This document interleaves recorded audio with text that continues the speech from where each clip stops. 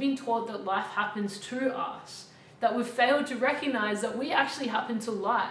One of the simplest principles that I learned growing up, which didn't really click until I started to pursue this journey of love, is the concept of we get what we give. The way Buddhists say it is you have to give with the same hand you wish to receive. And when I started to really awaken to this, when I started to see it in front of my eyes when I was facilitating people, there was almost this pain that I had to process of like, that is so much responsibility to take. Like, I get it. I know what you might be thinking. I get it, Nick. It's easy to choose love when it's someone I love. Or if it's in the direction of something that I'm choosing to have in my life, like a loved one or challenges that are coming into my stratosphere because I've chosen that. But what about with a boss? What about in a circumstance that I didn't even want to be in it? Why do I have to choose love in those circumstances, and how do I even do that?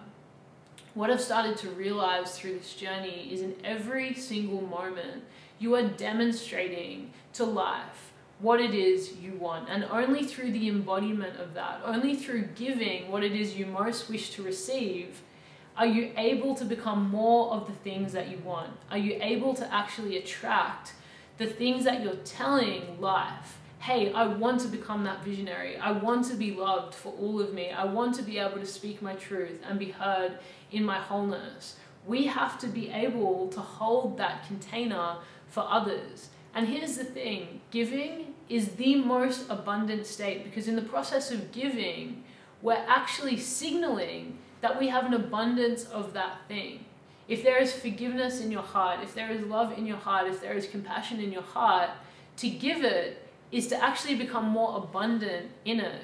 It gets returned to you times 10, times 100, times 1,000. Every time you show up and you demonstrate what it is you most want, you become more abundant in that thing. And yet for so many of us, we've been taught that life happens to us, that we've failed to recognize that we actually happen to life, that life is working through you. And everything that shows up is always on the way, not in the way. It's working for you. So mastery is the ability to show up and take responsibility for everything that's happening in your reality. And as painful as it can feel, to take responsibility, it can feel like a bit of medicine at first. And really, sometimes the truth can piss you off before it starts to actually set you free.